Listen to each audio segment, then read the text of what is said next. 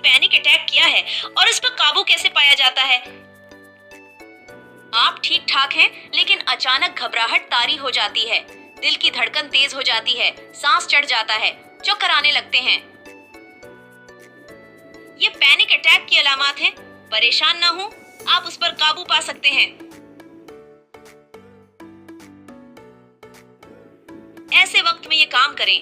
सबसे पहला काम ये करना है कि उससे भागे मत, उसका सामना करें। सामना करने से आप उसकी वजूहात मालूम करके उन्हें खत्म कर सकते हैं। लंबे लंबे सांस लें, अपनी तवज्जो सांस लेने पर मरकूज करें। नाक के जरिए आहिस्ता आहिस्ता से सांस खींचें, फिर मुंह के जरिए आहिस्ता आहिस्ता निकालें। बार बार ऐसे करें।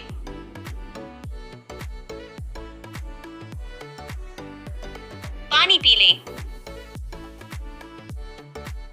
अच्छे दोस्त से बात करें जो आपको सपोर्ट करे। जो चीजें आपको ज्यादा परेशान करती हैं, इनसे दूर हो जाएं। ऐसा करने से आप कुछ देर में उस पर काबू पा लेंगे।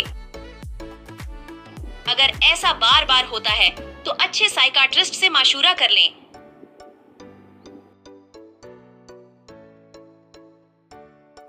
ये आपकी सेहत के लिए बहुत जरूरी है।